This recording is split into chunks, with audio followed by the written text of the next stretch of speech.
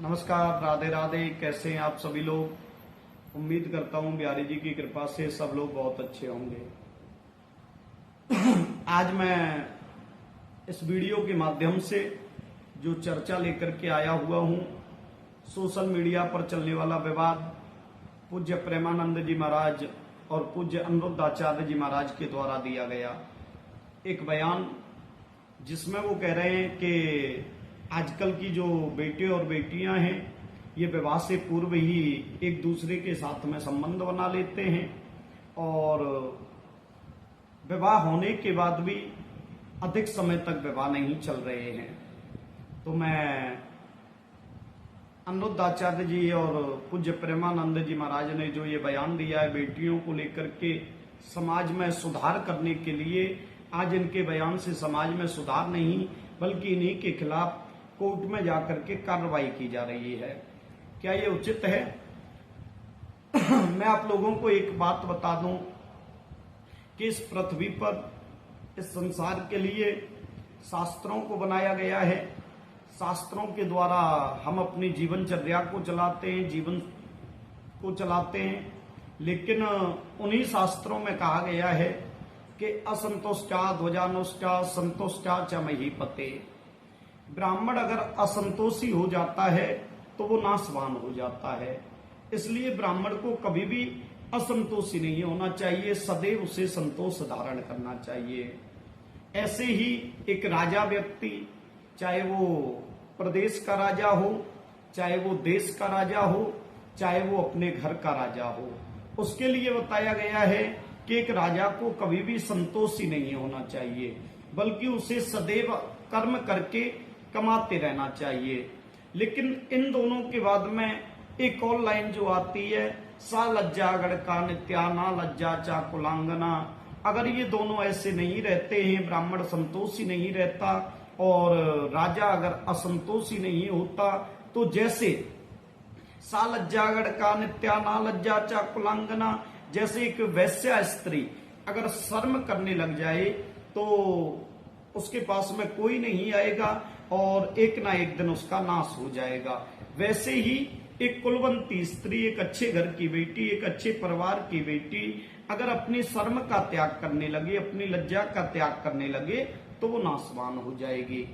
अब बात आती है जो महिला आयोग ने पूज्य प्रेमानंद जी महाराज और अनिरुद्धाचार्य जी के खिलाफ जो कोर्ट में जाकर के अपील पेश की है कि उन्होंने महिला आयोग को देखते हुए महिलाओं के खिलाफ एक ये विवादित बयान दिया है, तो मैं उनसे निवेदन करूंगा, क्या आपको उस समय महिला आयोग को याद नहीं आया जिस समय इसी भारतवर्ष में बेटियों का अपहरण हो जाता है, जिस समय इसी भारतवर्ष में बेटियों का रेप बलात्कार हो जाता है, उस समय आप लोग कहां जाते हो? उस समय आप बेटियों के हित के लिए आगे क्यों नहीं आते? उस समय तो आप एक कैंडल मार्च लेकर के निकल जाते हो और कुछ देर नारे लगा करके आप शांत बैठ जाते हो। क्या ये उचित है? बिल्कुल नहीं। महिला आयोग को अगर आगे ही आना है, अगर महिला आयोग को विरोध ही करना है तो अवश्य करो, लेकिन नग्नता का विरोध करो। अगर विरोध करना है तो बॉलीवुड का विरोध करो। अगर विरोध करना है तो दूसरे देशों से आई हुई संस्कृति को जो हम लोग अपना रहे हैं उसका विरोध करो। लेकिन यहाँ तो आप विरोध नहीं करते, क्योंकि ये विरोध करना आपको नहीं आता। आप यहाँ तो शांत बैठे रहते हो और अगर कोई उपदेशक, कोई धर्मगुरु अगर कोई सत्यता को आपके सामने रख देता है तो आप विरोध में उतर आते हो, आप उनका पुतला फूंकते हो, आप उनके खिलाफ नारेबाजी करते हो, आप कोर्ट में जाकर के अपील भी करते हो। तो मैं आप लोगों को एक बात बता दूं, अगर आपको विरोध करना है तो सबसे पहला विरोध आप बॉलीवुड का करो, क्योंकि जितने भी ये फिल्म कलाकार हैं ये हमारे देश की संस्कृति को धीरे धीरे करके समाप्त कर रहे हैं, नष्ट कर रहे हैं। और आप लोग आज की युवा पीढ़ी जो हमारी जा रही है वो किस तरफ जा रही है? वो आज की युवा पीढ़ी हमारी बॉलीवुड को अपना आदर्श मानने लगी है, बॉलीवुड अभिनेताओं को अपना आदर्श मानने लगी है, बॉलीवुड अभिनेत्रियों को अपना आदर्श मानने लगी है। ऐसा क्यों? क्या वास्तव में ये आपके आदर्श हो सकते हैं? जो लोग सुबह से शाम तक नग्नता का प्रचार करते हैं, जो सुबह से शाम तक ऐसी फिल्म बनाते हैं जो बड़ी गंदी फिल्म होती हैं, जिन फिल्मों को आप अपने परिवार के साथ मिलकर के, अपनी बहन बेटी के साथ मिलकर के नहीं देख सकते, उन हीरोओं को, उन अभिनेताओं को आप लोग अपना रोल मॉडल मानने लगे हैं, उनको आप अपना आदर्श मानने लगे हैं। अरे हमारे यहाँ, हमारे इस भारत भूमि को माँ की संज्ञा दी गई है। हमारे भारत देश को भारत देश की जगह भारत माँ कह करके हम लोग बुलाते हैं। और हमारे देश में अगर किसी की पूजा की जाती है तो वो नारी की पूजा की जाती है, क्योंकि नारी के अंदर, स्त्री के अंदर हम देवी का रूप देखते हैं। नारी के अंदर, स्त्री के अंदर हम देवी का रूप देखते हैं। हमारे शास्त्र कहते हैं, या देवी सर्वभूतेषु कन्या रूपेण संस्था, नमस्तस्यै नमस्तस्यै नमस्तस्यै नमो नमः। हे माता, कन्या रूप में मैं आपको देवी मान करके बारंबार नमस्कार करता हूं। हमारे यहाँ माताओं को भी पूजा गया है, या देवी सर्वभूतेषु मातृ रूपेण संस्था, नमस्तस्यै नमस्तस्यै नमस्तस्यै नमो नमः। हमारे यहाँ माँ को भी नमस्कार किया गया है। हमारे यहाँ देवी को दुर्गा का रूप भी माना गया है। हमारे यहाँ बेटियों को काली का रूप भी माना गया है। हमारे यहाँ बेटियों को माँ सरस्वती का रूप भी माना गया है। और हमारे यहाँ, अन्य देशों में ऐसा नहीं होता, लेकिन इस भारत वर्ष में हमारे यहाँ नवरात्रे के 9 दिन में हम बेटियों को, कन्या को, अपनी बेटियों को, कन्याओं को देवी बना करके पूजते। ये हमारे भारतवर्ष में होता है, अन्य किसी दूसरी जगह ये सनातन, ये संस्कृति नहीं है। अन्य देशों से आप देखो, आज वृंदावन में हजारों लोग आकर के रह रहे हैं जो विदेशी हैं, लेकिन उन विदेशियों ने जो परिधान अपनाया है वो परिधान हमारा है। उन्होंने हमारे परिधान को अपना बना लिया और हमने अपने परिधान को छोड़ करके विदेशी कर दिया। हमारे घर की बेटियां आज अगर दुकान पर जाएंगी तो सबसे पहले सोचती हैं कि ऐसे वस्त्र होने चाहिए जिनमें हमारा शरीर दिखे। सोशल मीडिया पर जाकर के आप नाच रही हैं, फेसबुक और इंस्टाग्राम पर जाकर के आप नाच रही हैं, वहां अर्ध वस्त्रों को पहन करके, आधे कपड़ों को पहन करके आप नग्नता कर रही हैं। लेकिन महिला आयोग शांत है, महिला आयोग कुछ बोल ही नहीं सकता। आज पहले हम खबर सुना करते थे कि उस पुरुष ने स्त्री को मार दिया, लेकिन आज माताओं ने, आज जो हम जिन्हें देवियां कह करके पुकारते हैं, वो पुरुषों को मारने लगी। उस समय आप आगे नहीं आते। अगर आपको जागरूक करना है तो आप घर घर में जाएं और मैं आपके साथ चलूंगा। अगर आपको जरूरत पड़े तो मुझे आप बुलाएं, मैं भी आपके साथ चलूंगा। उनको जाकर के ये घर घर में शिक्षा दें। माँ बाप को जाकर के आप बताएं कि आपकी बेटी को कैसे वस्त्र पहनने चाहिए, किस मर्यादा में रहना चाहिए। ये शिक्षा अगर आप माँ बाप को जाकर के दें तो अच्छा रहेगा। लेकिन आप एक ऐसे धर्म गुरु के लिए जो किसी के द्वारा किए हुए प्रश्न पर उत्तर देते हैं और अगर वो वहां सत्यता बता देते हैं। प्रेमानंद जी महाराज ने कहा कि आज 80% विवाह जो हैं वो नहीं चल पाते। क्यों नहीं चल पाते? क्योंकि विवाह से पहले ही सरकार ने ये आजादी दे दी। शासन ने, हमारे न्यायालय ने ये आदेश कर दिया कि विवाह से पूर्व आप किसी के भी साथ में लिव इन रिलेशनशिप में रह सकते हो।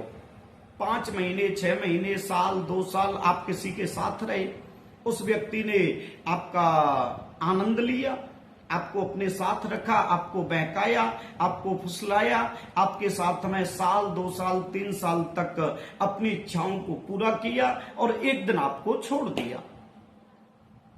अब आप कहां के रहे? जिस व्यक्ति के साथ में आपने अपनी मर्यादाओं का उल्लंघन किया, आपने अपने परिवार का त्याग कर दिया, आप किसी दूसरे के साथ में 6 महीने, साल भर, 2 साल के लिए रिलेशनशिप में रहने लगे और वही व्यक्ति आपको एक दिन छोड़ करके चला जाता है, अब आप कहां जाओगे?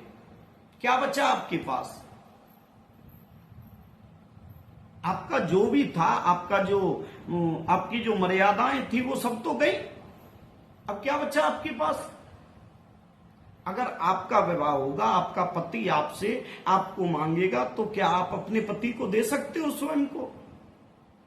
क्योंकि आप तो पहले ही दे चुके हो। अब आप कहते हो कि ये आजादी है। कैसी आजादी?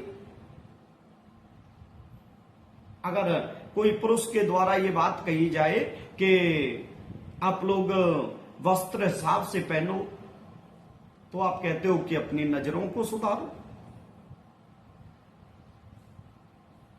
लेकिन स्त्री के जितने भी अंग हैं, स्त्री को ये ध्यान रखना चाहिए, ये मर्यादा रखनी चाहिए कि वो अपने शरीर के अंगों को दिखावा ना करे, बल्कि उन्हें ढक करके रखे, उन्हें संजो करके रखे। क्योंकि स्त्री के पास में अगर कोई धन है, अगर अपना कोई धन है तो वो उसकी इज्जत है। अगर अपना कोई धन स्त्री के पास है तो अपना ये शरीर है, जो पूर्व समय में हमारी माताओं के द्वारा, बहनों के द्वारा, बेटियों के द्वारा अपने पतियों को दी जाती थी।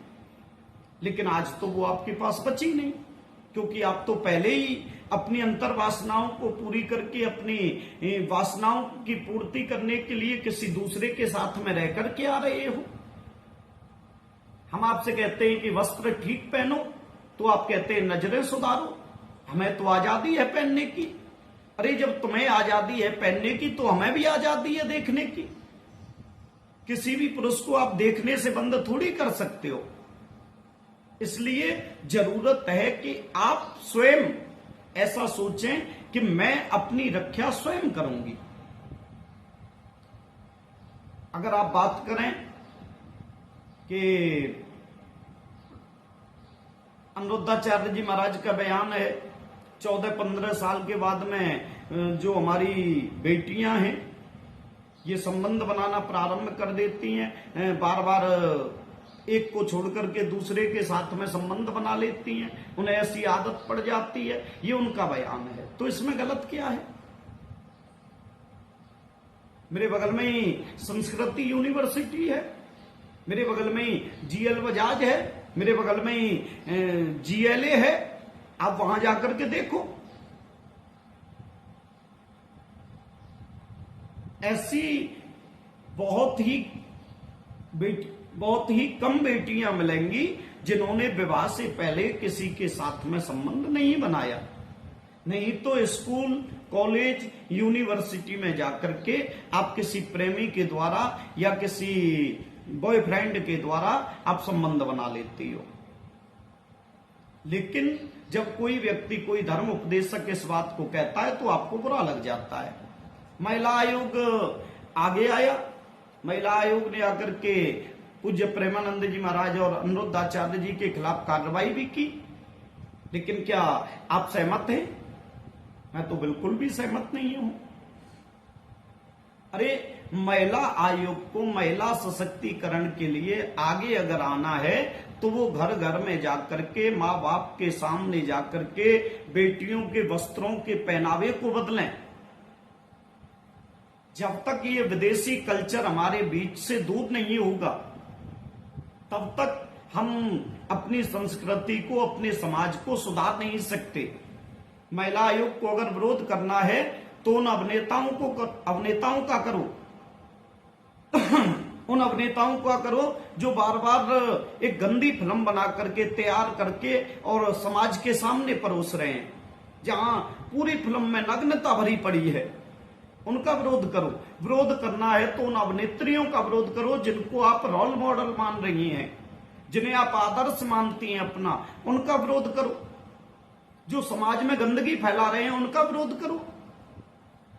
मेरे गांव में आज भी कई माताएं जिनकी उम्र 60, 70 और 80 वर्ष की है, उनके सामने अगर कोई गांव का बुजुर्ग व्यक्ति निकल करके जाता है तो वो अपना घूंघट ढक लेती हैं। वो अपने चेहरे को भी किसी पर पुरुष को नहीं दिखाना चाहती। लेकिन आप लोग ऐसी दुकान पर जाकर के ऐसे वस्त्र मांगते हो जिनमें आपका शरीर दिखे।